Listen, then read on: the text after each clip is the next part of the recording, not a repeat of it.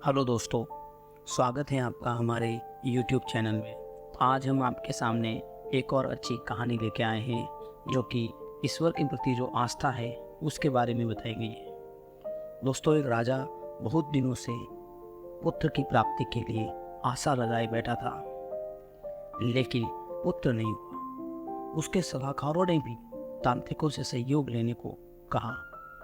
सुझाव मिला कि किसी बच्चे की बलि अगर दी जाती है तो उसे पुत्र की प्राप्ति हो जाएगी। राजा ने राज्य में ढिंढोरा पिटवा दिया कि जो भी अपना बच्चा देगा उसे बहुत सारा धन दिया जाएगा।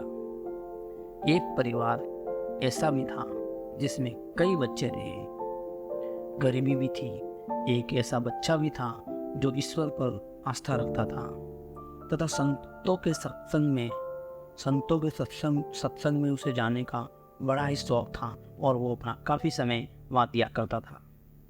परिवार को लगा कि इसे राजा को दे दिया जाए, क्योंकि ये कुछ काम भी नहीं करता है और हमारे लिए कुछ कमा के भी नहीं लाता है। दिन भर भगवान की भक्ति और सत्संग में पड़ा रहता है। इसे देने पर राजा प्रसन्न होकर बहुत सारा धन देगा। दोस्तों, ऐसा ही किया गया। उस बच्चे को राजा को दे दिया जाता है।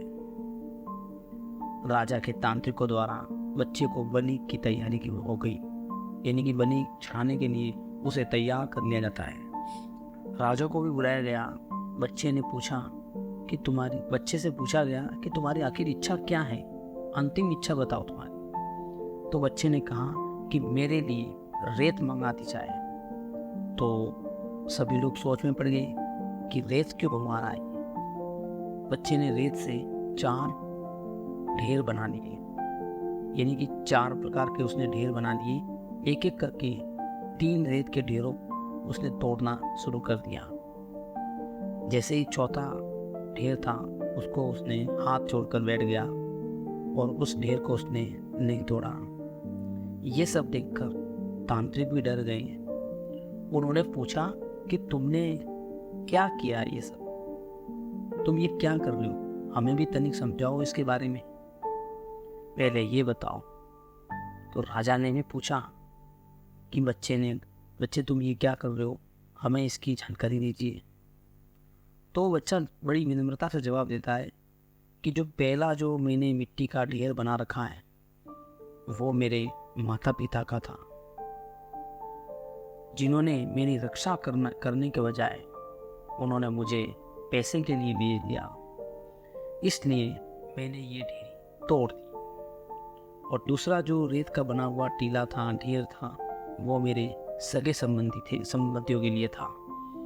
उन्होंने भी मेरे माता पिता को समझाया नहीं। लेकिन जो तीसरा ढेर है वो आपकी और आपकी प्रजा के लिए। एक राजा का जो कर्तव्य होता है, जो धर्म होता है, कि वो किसी की बलि नहीं देनी चाहिए, लेकिन उसने भी ऐसा नहीं किया। स्वार्थ में आकर उसने एक जीव की बलि देना सही समझा।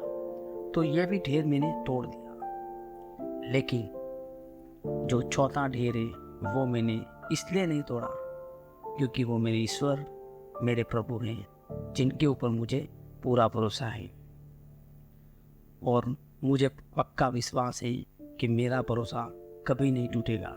इसलिए मैंने इस मिट्टी के ढेर को नहीं तोड़ा।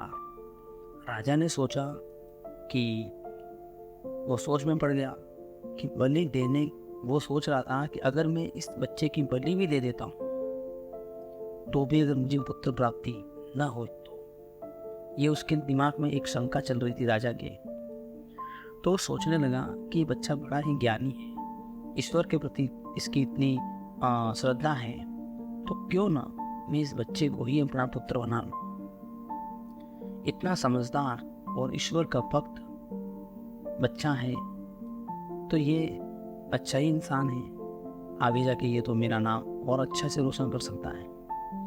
राजा ने उस बच्चे को अपना पुत्र बना लिया और राजकुमार घोषित कर दिया। दोस्तों, जो ईश्वर और सद्गुरु पर विश्वास रखते हैं उनका बाल भी बांका नहीं होता है। हर मुश्किल में एक ही जो आसरा लेते हैं उनका कहीं से किसी प्रकार का कोई विहित नहीं होता है। सभी रिश्ते झूठे हो सकते हैं, लेकिन एक परमात्मा का रिश्ता है वही सत्य है। दोस्तों, जो विश्वास होता है वही परमात्मा से हमारा मिलन कराता है। दोस्तों, आपने हमारी कहानी को बड़ी ध्यान से सुना, इसके लिए आपको बहुत बहुत धन्यवाद। और हम उम्मीद करते हैं कि आप हमारी कहानी को, हमारे चैनल को आपके दोस्तों में या आपके रिश्तेदारों में शेयर करें, जिससे कि ज़्यादा से ज़्यादा लोगों तक पहुँचें। और हम चाहते हैं कि बच्चों में एक अच्छे संस्कार विकसित हो। हम हमारी कहानियाँ उसी तरीके से बना के लाते हैं जिससे कि बच्चों के ऊपर उसके अच्छी इफ़ेक्ट हो और उनमें कुछ न कुछ भावनात्मक रिश्ते पनपने लगे। दोस्तों, बहुत बहुत धन्यवाद।